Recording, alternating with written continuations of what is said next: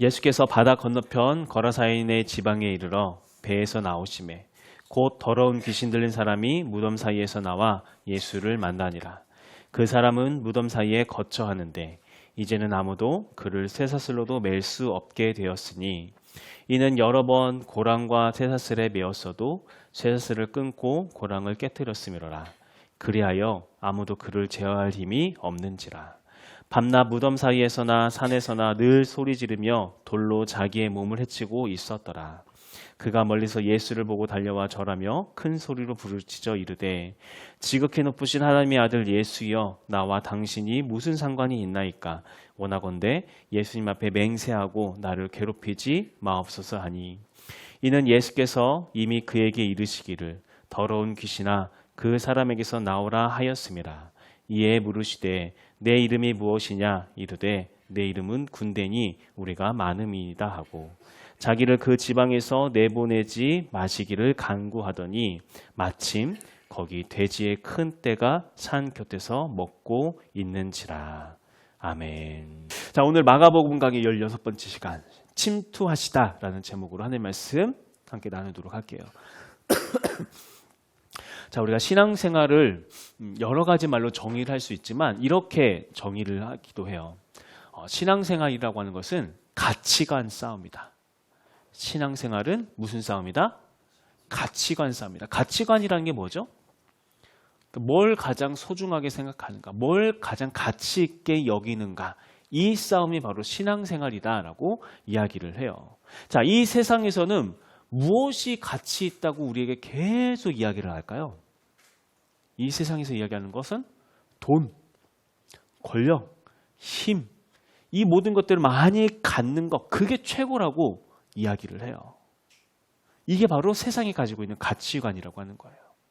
그래서 욕심과 욕망에 따라서 살아가는 거, 그게 세상의 가치관이며 세상을 살아가는 방식이다라고 세상에서 늘 이야기를 합니다. 반면 하나님 나라의 가치관은 뭘까요? 하나님 나라에서 가장 소중하게 여기는 것, 그건 뭐냐면은 사람이에요. 영혼. 하나님 나라에서는 이렇게 사람과 영혼을 최고의 가치로 두고 살아가기 때문에 세상 나라에서는 욕심을 움켜쥐고 살아가야 하지만 하나님 나라에서는 어떻게 살아가냐면은 사람을 살리기 위해서 사람을 위해서 내 욕심을 버리면서 살아가는 삶을 살아가야 하는 거예요. 예수님이 바로 그런 삶을 사셨잖아요. 예수님이 왜 십자가 위에 달려 죽으셨어요? 사람을 살리려고, 영혼을 살리려고. 영혼이 하나님 나라에서 최고의 가치 있는 존재니까 예수님께서도 기꺼이 자기를 버려 십자가에 지셨다라고 하는 거예요. 자, 우리가 신앙생활을 시작하게 되면 바로 이 두 가지 싸움이 시작되는 거예요. 욕심을 위해서 살아갈 것이냐, 더 많은 것을 붙잡기 위해서 욕심을 따라 살아갈 것이냐, 아니면 사람을 위해 살아갈 것이냐, 다른 사람을 살리기 위해서 욕심을 버리면서 살아갈 것이냐, 이 두 싸움. 성경에서도 보면은 이 두 가치관의 싸움이 계속해서 이루어지는 것을 보게 돼요. 그 중에서도 이제 특별히 오늘 본문 말씀에서 이 가치관의 싸움이 아주 치열하게, 치밀하게 이루어지고 있는 그러한 장면이 이제 오늘 본문 말씀 속에 나오는데, 자, 이 두 가치관이 어떻게 싸움을 이뤄가고 있는지 이제 말씀을 통해서 우리 함께 알아보도록 하겠습니다. 자, 먼저 우리가 말씀을 보기 전에 앞서 4장에서 예수님께서 바다 위에 좌정하셔서 왕의 모습으로 하나님의 나라에 대해서 선포하는 모습을 우리가 살펴봤었죠. 그리고 이제 저번 주 말씀이었어요. 자, 바다 위에서 왕의 모습으로 하나님의 나라를 선포하신 예수님께서 배를 출항시킵니다. 자, 출발하자. 그리고 그 뒤로 수많은 사람들이 똑같이 배를 띄어서 예수님을 따라갔어요. 가장 앞에 서신 예수님, 또 그 뒤를 따라 나가는 수많은 하나님 나라의 백성들. 이 모습은 어떤 모습인가? 흡사 전쟁을 위해서 출정하는 군대의 모습과 같았다고 하는 거예요. 예수님을 가장 선두의 왕으로 딱 모시고 하나님의 나라가 무엇을 정복하기 위해서? 세상 나라를 정복하기 위해서 출정을 했던 거예요. 바바밤 하면서 막 수많은 사람들이 배를 딱 거으면서 예수님께서 선두에서 출정. 자, 그렇게 시작된 하나님 나라의 군대, 어디를 첫 번째 목적지로 두었는가? 이제 오늘 본문 말씀에서 그 장소가 다 나오는 거예요. 자, 1절 말씀 한번 볼까요? 1절. 같이 한번 읽어봅시다. 자, 시작. 자, 어디로 이르셨대요? 거라사인의 지방. 예수님께서 첫 번째 정복지로 정하셨던 곳이 바로 거라사인 지방이었다. 자, 여기서 이야기하는 거라사인 지방이라는 곳은 어떤 곳인가 하면은 지리적으로는 요단강, 그러니까 갈릴리가 있고 밑에 요단강이 흐르는데 이스라엘은 서편에 있고 동편 쪽에 있는 게 거라사인 지역이었어요. 그리고 이 거라사인 지역은 이게 특별한 어떤 목적을 가지고 10개의 도시를 하나의 행정 도시로 묶었는데 이것을 데가폴리라고 이야기를 하거든요. 데가볼리. 데가볼리라고 해서 그 데가볼리 안에 그 10개의 도시 중에 이 거라사인 지방이 들어 있었던 거예요. 자, 이 데가볼리 지역은 로마 각지에 헬라 문화를 보급하기 위해서 로마에서 계획적으로 세웠던 도시였어요. 자, 여기서 말하는 헬라 문화라는 것은 뭘 말하는 걸까요? 헬라 문화, 그리스 로마 문화. 여러분, 그리스 신화에 대해서 다들 들어보셨죠? 그리스 신화, 뭐 제우스니, 아폴로니, 뭐 엄청나게 많은 신들이 있잖아요. 막 포세이돈이니. 그리스 로마 문화, 그러니까 헬라 문화라고 하는 것은 이러한 신들을 엄청나게 열심히 섬기는 거. 그러니까 우상 숭배를 기반으로 만들어진 게 헬라 문화였어요. 그리고 이 우상 숭배의 요충지가 되었던 곳이 바로 데가볼리. 이 우상 숭배의 문화를 퍼뜨리기 위하여서 세워진 도시들이 데가볼리였고, 그 데가볼리 중에서도 이 거라사인이라는 지방이 했던 역할이 무엇이냐면은 굉장히 중요한 역할을 했거든요. 이곳에서 각 도시마다 이렇게 행해지는 우상 숭배를 하기 위해서는 뭐가 필요해요? 재물이 필요하잖아요. 재물. 그 재물을 목축해서 길러내서 분배해 주는 곳이 바로 어디냐면은 바로 이 거라사인에서 했던 역할이었어요. 거라사인.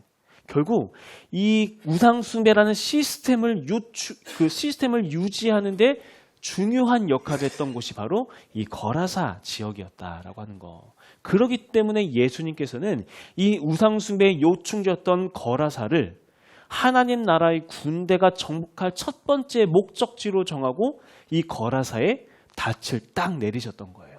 여기까지 이해되시나요? 어렵지 않죠, 여기까지? 네, 오케이, 좋습니다. 자, 그런데 2절 말씀이에요. 2절 말씀 한번 읽어봅시다. 자, 시작.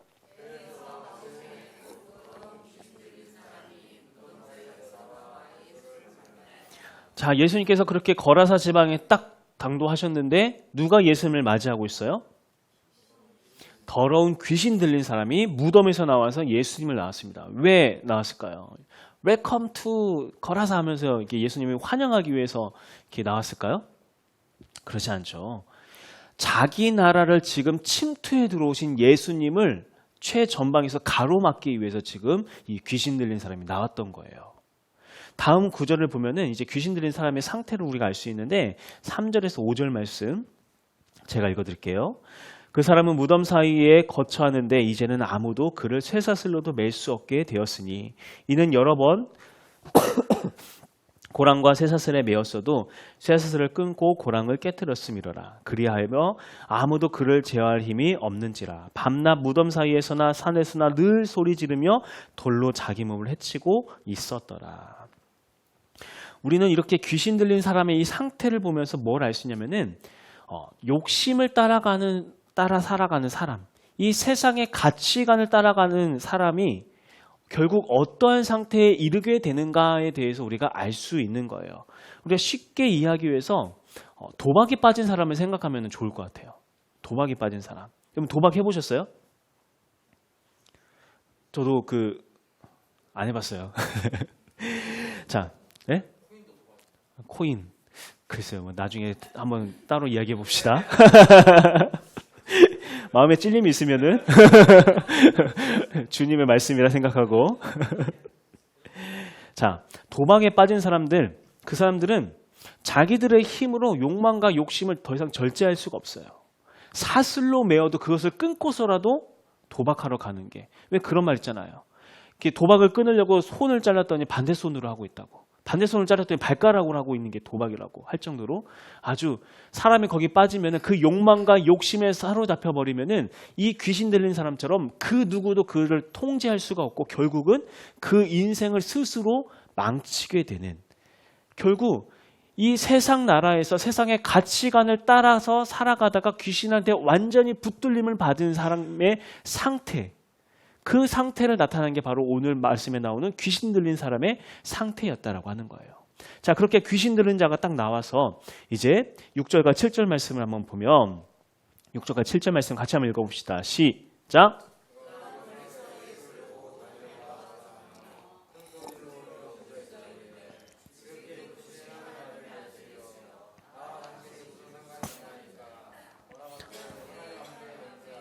나를 괴롭히지 마옵소서 하니. 자, 6절을 보면 이 귀신 들린 자가 예수님을 보고 달려와서 뭐 했대요? 절했다라고 하기 때문에 우리는 보통 이 귀신이 싸우기도 전에 예수님께 항복했다라고 보통 생각을 하지만 7절에 나오는, 이어서 나오는 7절에 나오는 이 원어적인 표현을 보면은 그게 아닌 것을 우리가 알 수가 있어요. 7절에서 큰 소리로 부르짖어라고 하고 있죠. 여기서 사용된 헬라어가 크라조라는 단어를 사용했는데 이 단어는 위협하듯이 윽박지르다, 위협하듯이 윽박지르다라는 그런 의미를 가지고 있어요. 그러니까 마치 왜 그 동물들이 막 위기 가운데 막 완전 신경이 곤두서서 적을 공격하기 전에 막 털을 바짝 세우잖아요. 털을 바짝 세우고 몸을 납작 엎드린 상태에서 공격 태세를 취하는 것처럼 이 귀신 들린 자 역시 예수님을 향해서 그렇게 아주 막 소리를 지르면서 지금 윽박 지르고 있었다라고 하는 거예요. 그리고 또 우리가 한 가지 상식적으로 알고 있어야 할 게 뭐냐면은 고대 사회에서는 전쟁을 할 때 자신의 이름을 상대방에게 자기의 이름을 먼저 말하는 것은 곧 항복을 의미해요. 여러분들이 영화 같은 거 잘 생각을 해보세요. 영화 같은 데에서 전쟁을 하기 전에 어떤 윗사람과 큰 나라와 작은 나라가 서로 마주치면은 이름을 먼저 말하는 그런 장면들이 나오거든요. 이름이 무엇이냐. 그리고 낮은 사람이 높은 사람을 대할 때도 낮은 사람이 자기의 신분을 먼저 이야기하게 돼 있어요. 이게 바로 순서예요. 자, 그런데 자, 7절 말씀을 보면 7절 말씀을 보면은 자, 귀신 들린 자가 지금 누구의 정체를 먼저 밝히고 있어요? 하나님의 아들 예수요. 이 말은 단순히 귀신이 예수님을 높이기 위해서 얘기하는 것이 아니라 일종의 그 당시 고대 사회의 어떤 전쟁의 어떤 한 절차를 밟고 있는 거예요. 그러니까 심리전을 하고 있는 거예요. 예수님의 정체를 밝히면서 예수님을 자기 아래로 두려고 했던 그런 시도였다라고 하는 거죠. 자, 귀신은 이러한 어떤 고도의 심리전을 펼치면서 막 이렇게 얘기합니다. 나와 당신이 무슨 상관이 있습니까? 자, 그런데 이것도 번역을 존댓말로 해서 그렇지 이 현장의 느낌을 살려서 이야기하면은 지금 귀신이 정말 악에 받쳐서 막 이렇게 막 소리 지르고 있는 거예요. 지금 네가 나랑 무슨 상관이 있기에 여기까지 해서 나를 괴롭히려고 하느냐 하면서 나 좀 그만 괴롭혀라. 여기는 내 땅이다. 함부로 침범하라 하지 마라. 막 완전히 곤두세워서 지금 윽박 지르면서 예수하고 막 이야기하고 있는 거예요. 그 이름을 정체를 밝히면서 항복시키려고. 자, 이러한 귀신의 도발에 예수님께서 응수하십니다. 9절. 이에 물으시되 내 이름이 무엇이냐 이르되 내 이름은 군대니 우리가 많음이니이다 하고. 자, 내 이름이 무엇이냐. 자, 여기서도 예수님께서 진짜 귀신의 이름이 궁금해서 이름을 물어보셨을까요? 그게 아니라고 하는 거예요. 예수님께서 지금 똑같은 방법으로 귀신을 굴복시키고 계시는 거예요. 너 이름이 뭐냐? 너 이름을 말하고 너 내 앞에서 굴복해라. 항복해라. 지금 이 전쟁을 하고 있는 거죠. 자, 그랬더니 귀신이 순수히 자기 이름을 이야기했나요? 자기 이름을 뭐라고 했어요? 내 이름은 군대다. 이름이 진짜 뭐 김군대 씨 뭐 이랬을까요? 이 군대입니다. 뭐 이랬을까요? 자, 군대라는 뜻이 뭐예요? 그러니까 적지 않은 수가 지금 나와 함께하고 있다. 우리 쉽게 보지 마라. 그러면서 끝까지 예수님 앞에 저항하고 있는 거예요. 특히나 우리 성경책을 보면은 이 군대니라고 했을 때 군대에 좋은 성경책은 거기에 어떤 조그마한 숫자가 써 있을 거예요. 그렇죠? 숫자가 써 있고 그 숫자를 쭉 따라가서 밑으로 내려가 보면은 뭐라고 써 있어요? 그리고 또 레기온이라고 써 있을 거예요. 레기온. 그죠? 레기온이라는 게 뭐냐면은 군대의 여단 규모. 여단. 그러니까 몇천 명, 한 8천에서 9천 명에 가까운 로마 군대의 그것을 지칭할 때 레기온이라는 단어를 사용해요. 당시 로마 군대는 지상의 최고로 강한 집단이었어요. 정복하지 못한 곳이 없는 최강의 부대들이 모이는 곳이 로마 군대였죠. 그러니까 이 귀신은 자기들이 마치 그러한 최강의 부대, 로마의 군대 같다라고 이야기하고 있는 거예요. 이게 뭘 의미하는 거예요? 우리 우습게 보지 마라. 우리 그렇게 호락호락하지 않다. 지금 그 이야기를 하고 있다고 하는 거예요. 하지만 아무리 그들이 강하다 하더라도 이들이 예수님과의 그 정면 대결에서 과연 이길 수 있었을까요? 그럴 수가 없죠. 정면으로 대결해서는 승산이 없는 거예요. 그래서 이 귀신들이 한 가지 꼼수를 제안을 합니다. 자, 10절에서 12절 말씀 10절에서 12절 말씀 한번 읽어볼게요. 시작.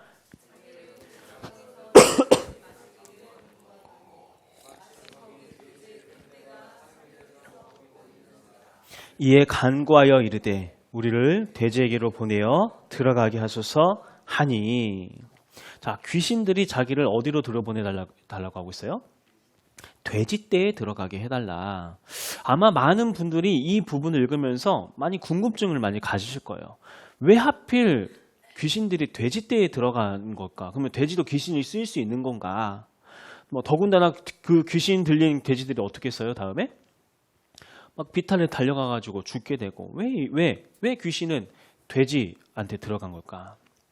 자, 아까 이 거라사 지역에 했던 특별한 역할이 있다라고 했었죠. 대가볼리 전 지역에서 행해지는 우상 숭배에 사용되는 그 제물들, 짐승들을 길러서 공급해 주는 곳이 바로 이 거라사라는 지역이었고, 그리고 이때 공급하는 짐승이 바로 뭐였냐면은 돼지들이었어요.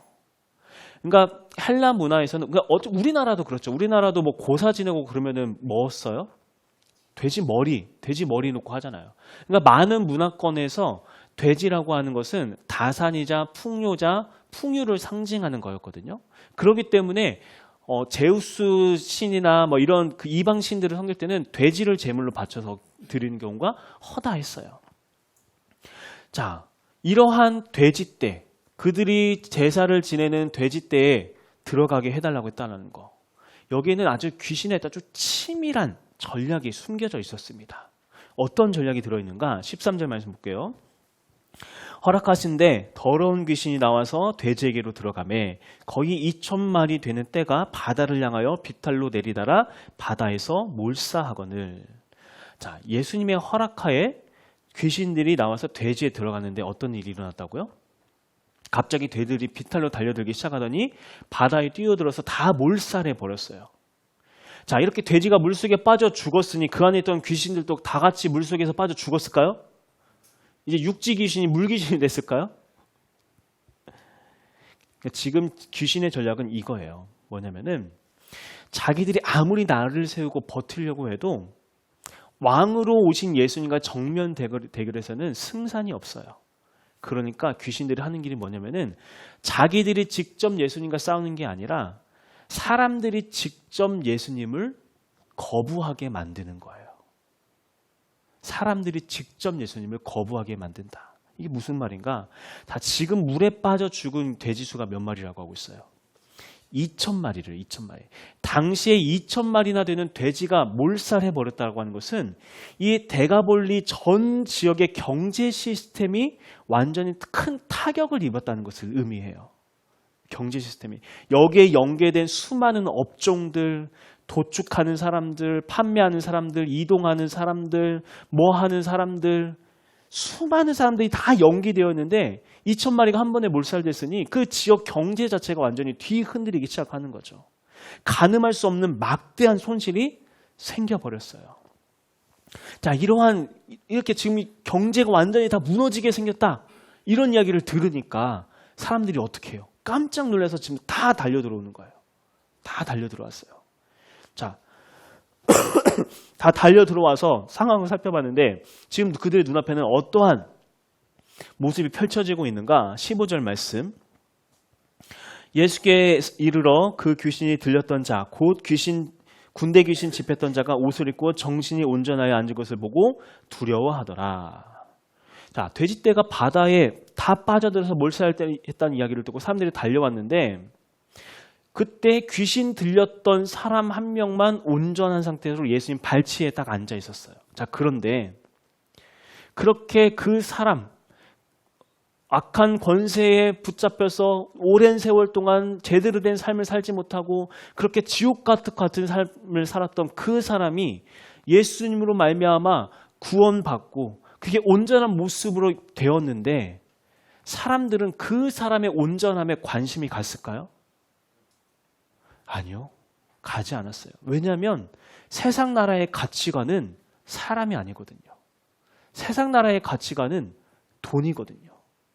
그들의 관심은 오로지 그냥 주워서 둥둥 떠있는 돼지떼만 바라보면서 아이고 우리는 이제 망했다. 예수님 때문에 우리 완전히 손해봤다. 그러면서 16, 17절 이에 귀신 들렸던 자가 당한 것과 돼지의 일을 본 자들이 그에게 알림해 17절 그들이 예수께 그 지방에서 떠나시기를 간구하더라. 사람들이 직접 예수님을 거부했어요. 자, 귀신의 전략이 효과가 있었나요? 없었나요? 엄청난 효과를 봤죠. 엄청난 효과를 봤어요. 결국 사람들은 예수님 때문에 더 이상 손해보고 싶지 않다고. 내가 예수님 믿어가지고 더 많은 걸 잃게 될지 모른다고. 내가 예수님 믿음으로 말미암아 혹여라도 내가 가지고 있는 것을 잃게 될지도 모른다고 생각하면서 예수님을 거부하고 예수님 그 지방에서 떠나기를 간구하고 있습니다. 귀신의 전략이 그대로 들어맞았던 거예요. 이렇게 예수님께서는 귀신과의 정면 승부에서는 승리하셨지만 이 귀신의 치밀한 전략에 따라서 사람보다 돈을 귀하게 여기는 이 사람들의 욕망에 의해서 거부당하시고 그렇게 거라사 지역에서 쫓겨나시게 되는 거예요. 자, 그렇다면 그렇게 세상 나라를 정복하기 위해 출정하셨던 하나님의 군대 예수님께서 그 첫 번째 출정이 이렇게 실패로 끝나는 걸까요? 어떨까요? 정말 예수님께서 귀신한테 패배하셨을까요? 우리 18절에서 19절 말씀 한번 읽어봅시다. 18절에서 19절 같이 시작.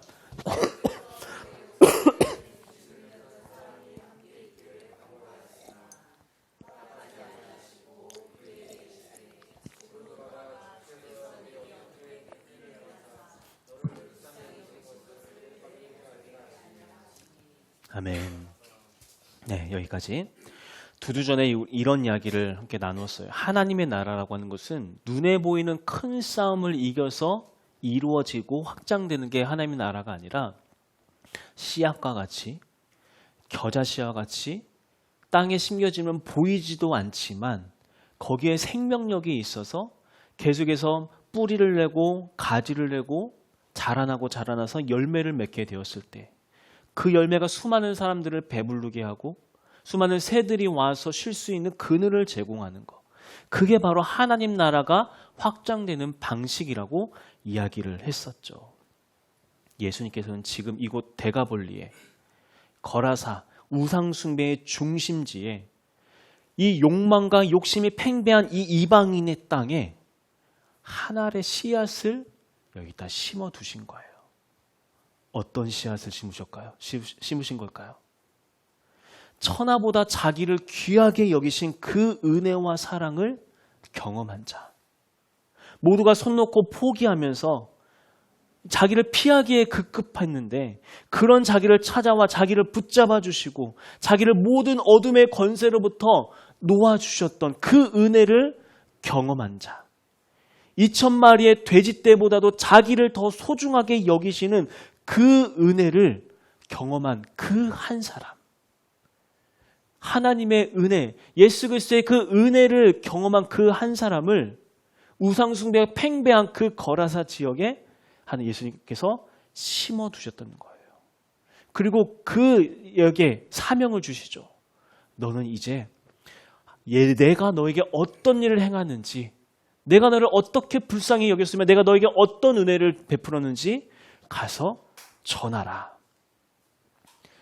이 예수님의 명령에 따라서 그 사람이 그곳에 남아서 하늘의 씨앗이 되어서 예수님께서 자기에게 행하신 그 일을 전하기 시작할 때 어떤 일이 일어났는가? 20절. 그가 가서 예수께서 자기에게 어떻게 큰 일을 행하셨는지를 대가볼리에 전파하니 모든 사람이 놀랍게 여기더라. 구원의 은혜를 간직한 이 한 사람을 통하여서 대가볼리 전 지역에 예수님의 이름이 전파되기 시작했다는 거예요. 이 사람에 의해서, 이 하늘의 씨앗으로 심겨진 이 한 사람을 통하여서 그곳 땅 가운데, 그 이방인 땅 가운데 하나님의 나라가 확장되어지기 시작했다고 하는 거죠. 성경학자들은 바로 이 사람이 첫 번째 이방인의 전도자가 되었다라고 다들 그렇게 이야기를 해요. 자, 우리가 처음에 이런 이야기를 했었죠. 신앙생활이라고 하는 것은 가치관 싸움이다. 가치관. 욕심을 따라 살 것인가? 사람을 위해 살 것인가? 아무리 예수님께서 강력한 마귀의 권세를 이기시고 그들을 쫓아내셨다 하더라도 만일 우리들의 가치관이 변하지 않으면, 우리가 여전히 욕심 붙잡고 욕망 따라 살기로 마음먹고 그렇게 있으면은 예수님께서는 우리의 삶에 아무것도 하실 수가 없어요. 마귀는 그 사실을 너무나도 잘 알고 있어요. 그래서 자꾸 그걸 이용하는 거예요. 우리가 계속 저번 주에도 그런 이야기 했잖아요. 예수님만 믿으려고 하면은 이런 일이 터지고, 예수님만 믿으려고 하면은 저런 일이 터지고, 내가 예수님 잘 믿게 되어서 혹시라도 가난해질까봐, 내가 예수님 믿게 되면서 혹시라도 포기할 게 많아질까봐 우리로 하여금 두려워 떨게 만든다고 하는 거예요. 어쩌면 그러한 마귀의 전략에 우리가 계속해서 흔들려 있지 않았나요? 예수님 믿으면 손해볼 수 있다는 그 생각 때문에, 예수님이 내 삶에 찾아오셔서 진짜 왕 되시면, 진짜 주인 되시면 내 욕심 다 내려놓고 살아야 할 것 같다는 그 두려움 때문에 예수님을 내 삶의 적당한 위치에 자리 잡게 놔두고 진짜 마음의 중심으로는 모시지 않는 그러한 모습들이 우리 무리의 모습 가운데 있지 않았냐라고 하는 거예요. 진짜 예수님이 왕 되시면 포기하라고 할까 봐. 진짜 예수님이 왕 되시면은 완전 막 가난하게만 살고 다 나눠줘서 정말 전전긍긍하며 살라고 할까 봐. 그게 두려워서 예수님의 왕 되심을 거부하는 그런 우리들의 모습들. 우리가 이 거라사 지역에 있었던 사람들처럼 우리가 직접 예수님을 몰아내고 있었다고 하는 거예요. 우리가 그렇게 예수님을 거부하면서 예수님의 왕되심을 인정하지 않았다라고 하는 거예요. 그런데 그 와중에도 단 한 사람, 예수님의 능력으로 귀신으로부터 자유함을 얻게 되고 구원을 받게 되었던 그 한 사람, 이 사람은 자기의 모든 걸 다 버리고 기꺼이 자기의 모든 것을 다 버리고 예수님을 따르려고 했어요. 그런 그 사람에게 예수님께서 사명을 주셨죠. 너는 이곳에 남아서 네가 어떤 은혜를 경험했는지 전해라. 네가 어떠한 은혜를 입은 자인지 그것을 전하고 다녀라. 2,000마리의 돼지떼를 기꺼이 희생해서라도 나는 너를 얻어내었다. 내가 너를 얻기 위하여서 기꺼이 그 모든 것들 다 버렸다. 너는 그 은혜를 기억하고 그 사실을 전하여라. 이러한 사명을 받고 예수님의 그 은혜를 기억하면서 예수님이 자기에게 행하신 그 놀라운 일을 기억하면서 예수님의 이름을 전했던 그 사람을 통하여서 우상숭배의 중심지였던 대가볼리에서 예수님께서 행하신 그 모든 일들이 전파되기 시작하고 모든 사람의 일을 놀랍게 여겼다고 하고 있죠. 바라기는 우리가 바로 그런 사람 될 수 있길 간절히 소망합니다. 내가 받은 은혜, 그 사랑을 기억하면서 이 세상의 가치관이 아닌 어떠한 대가를 감수하고서라도 하나님 나라를 위하여 살아가는 그러한 삶을 선택할 수 있는 그런 믿음을 가진 자들.